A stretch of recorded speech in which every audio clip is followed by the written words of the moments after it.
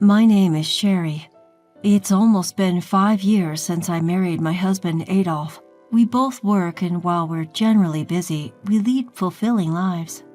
I have a father and a younger brother. My mother passed away due to an illness 2 years ago, and since then, my father, Jacob, has been living alone. When my mother passed away, I was worried about him. I talked to Adolf and expressed, "I'm concerned about my father. I'd like to live closer to my childhood home." With that, Adolf and I decided to move closer to my family home after my mother's passing. We could have moved in with Jacob, but he declined our offer. When I suggested, "Dad, I worry about you living alone. Let's live together," he replied, "You're as strict as your mother, and I want some freedom in my life." That certainly put me in my place. I do tend to nag like my mother, and I've reprimanded Jacob for never doing any housework and always relying on my mother. I guess he thought it would be a hassle and wouldn't get any peace living with me. I was still worried about Jacob, but I didn't think it necessary to force him to live with us if he was against it, so we ended up just moving close to my childhood home. I'd visit and cook meals for him regularly, and we would engage in trivial chats. I thought this level of distance was just right. Then, a year ago, my brother Leon got married. Before his marriage, he was living alone, so we didn't get much chance to interact, but I was still overjoyed when I heard about his engagement. Leon's wife, Kira, is a lovely person, and initially I was delighted to have such a sweet sister-in-law. However, the moment Leon's wedding was confirmed, Jacob suddenly suggested, "Why don't you two live with me after the wedding?" Despite him refusing my proposal earlier, even though I was taken aback, I knew Jacob adored Leon, so his suggestion wasn't surprising. Indeed, Kira was much kinder to Jacob, very different from me. Jacob would repeatedly mention how sociable and adorable Kira was, but the person who was not particularly thrilled with this was Kira herself. Of course, she didn't openly express her discomfort in front of Jacob, but when they got home, she apparently said to Leon, "I'm not too keen on living with your father. I'd rather live with my mother."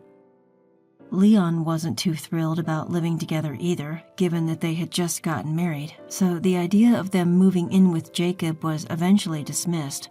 A few months after that, when I visited my family home for the first time in a while, I noticed something odd about Jacob. Jacob, who usually has breakfast at 7 a.m. and lunch at noon, was eating his meal around 10 a.m. when I arrived. "Dad, are you having a late breakfast today or an early lunch?" When I asked him, he said it was breakfast. I didn't think much of it at the time, but when I casually went to the kitchen to clean the house, I noticed dishes that had been used for breakfast left in the sink. Jacob always did the dishes before bed, so these dishes couldn't have been from last night. They were from this morning. Feeling something was off, I asked Jacob again, "Father, the dishes are in the sink. Didn't you have your breakfast?" At that, Jacob suddenly slammed the table and stood up and shouted, "What, are you trying to say that I'm losing it?" Saying so, he turned beet red and got mad at me. Sure, Jacob was hot-tempered, but I'd never seen him this unreasonable before, so I was stunned. Then, as quick as a flash, Jacob's face relaxed. "I gotta fix breakfast," he said, picking up the dishes we'd just finished eating off of and headed for the kitchen.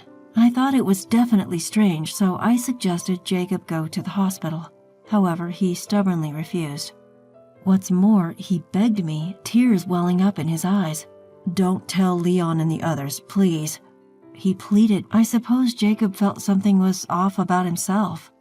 Not wanting to worry his beloved son and daughter-in-law, he strongly resisted sharing his symptoms with Leon and the others. I consulted Adolf many times, but in the end, we decided it was best to respect Jacob's wishes, so I never told Leon and his family about Jacob's cognitive issues. Despite our concerns, we suggested to Jacob several times that we should live together. However, Jacob didn't change his mind, insisting if I were to live with anyone, it'd be Leon and his family. That was all he would say. We would have loved to have lived with Leon and his family, but we couldn't ask them to do so without telling them about Jacob's condition. Adolf and I were at our wits' end. But about 2 months later, I got a phone call from Jacob at his home. He said cheerfully, "I've got something to tell you. Come over." Since Adolf had to work that day, I went over to his home alone. There, Jacob was with, surprisingly, Leon. "What's up? And why is Leon here?" When I asked that, Jacob answered with a broad smile. "Actually, I've decided to tear down this house and build a new one." "Wait, build a house?" When I asked again, Jacob nodded excitedly and said with a grin, "And it's going to be a 2-family house." "2-family? Why all of a sudden? Are you saying Leon and his family will live with you?" When I asked, Leon nodded. Thinking it's not exactly living together if it's a 2-family house, I grabbed Leon's arm, took him to the corner of the room and asked quietly, "Hey, didn't your wife say she didn't want to live with you guys? And that she'd rather live with her own mother if possible?" "Oh, no worries there. After all, the one who suggested building this 2-family house was Kira." "What, really?" I'd always thought that Kira was against living with Jacob, so I never imagined that she was the one who planned this 2-family house project. Jacob showed me the floor plan, boasting to me, "Isn't it great?" More than that, I was unable to decipher Kira's intentions and was a bit worried. "Hey, did Kira really say okay? You guys aren't just pushing this on her, are you?" When I checked, both Jacob and Leon laughed. No, it was really her idea. She's worried about Dad." "You really got yourself a good wife, Leon. Unlike Sherry, Kira is adorable. You're a lucky guy." Saying so, they laughed out loud. Both Jacob and Leon insisted Kira suggested it. Kira proposed we live together because she's worried about Dad. They were happy saying this, but I had a hunch. I just couldn't believe that Kira proposed this duplex idea purely out of goodwill. A few days later, I was called back to my family home to discuss the floor plans. Upon arriving, I found Kira was there too, and I decided to press her a bit. "Hey, Kira, are you really okay with this? Living together, I mean. You never seemed too keen on the idea." Upon hearing this, Kira smiled broadly and said, "Of course, I'm worried about my father-in-law, and as a daughter-in-law, I feel it's my duty to help as much as I can." She punctuated her statement with a power pose, arms flung out confidently. Watching her, Leon chimed in. "Sis, you worry too much. Or are you perhaps jealous of us moving into a brand new house? Ha!" His comment was somewhat jarring. "That's not it. I'm just concerned about potential arguments down the line." Upon hearing that, Jacob, trying to tease me, said, "Don't lie. You just want to live with us too, right?" "Sorry, but no way." Just show me the floor plans already. I'll look and leave." I sighed. While we were in the midst of this back and forth, Kira's phone rang. "I'm sorry, it's my mom. I'll take this outside," she said and left the room. Jacob and Leon showed me the floor plan, bragging about this room and that detail for what felt like an eternity. Yet something about the floor plan nagged at me. "Hey, what's this big room for? Was it there when you showed me last time?" When I asked that, Leon began to explain. "Oh, that? Kira requested that room," Leon began. "She said we could use it freely and it could serve as a guest room when someone comes over." Jacob chimed in, seemingly impressed. "Kira really thinks of everything, huh? What a good kid."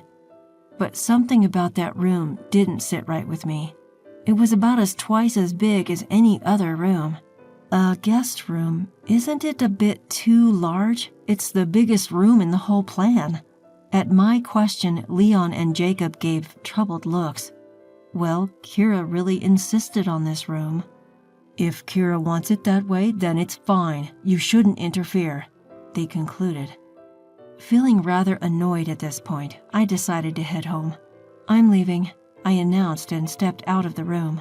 As I did, I heard Kira's voice. She was still on her call, her voice just audible. I hadn't intended to eavesdrop, but I couldn't help but overhear her conversation. "Yeah, it's fine, Mom. I've made sure to create your room. Don't worry, they'll do as I say. Once you start living with us, I'll kick out the old man." She was telling her mother, clearly. I turned unconsciously toward her voice and our eyes met. Kira quickly ended her call. "Oh, sister-in-law, are you leaving already? Do visit us once the house is ready." Kira smiled at me, so I asked her, "Is what you just said true?" Kira's eyes widened for a moment, but she quickly regained her composure. "What do you mean? I'm going back to my room." With that, she left. Something was definitely off. I decided the best thing to do was to go home and talk to Adolf. A few days later, Adolf and I headed to my in-laws' home. Of course, we had asked my brother-in-law and his wife to be there in advance. "Sherry, you've called us all here. What's this about?" Jacob asked, to which I answered straight to the point. "Building a duplex house is a mistake. Kira will take it over and it'll be the end of it." My words left Jacob and Leon speechless. "How can you say such a horrible thing?" Kira pretended to cry, exclaiming. Seeing her reaction, Leon and Jacob glared at me. "What's wrong with you? Why would you say such a thing?"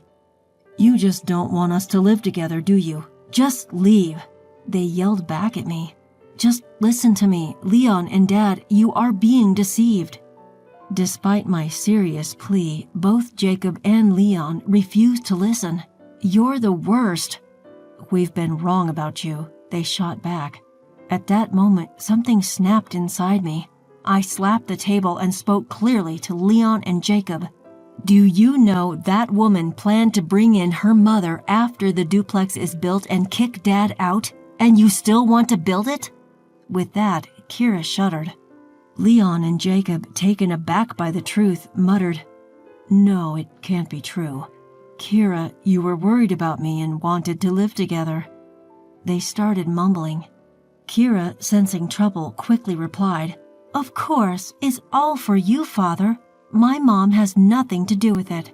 She tried to dodge the situation, but I wasn't going to let that happen. I had no choice but to reveal the truth to her.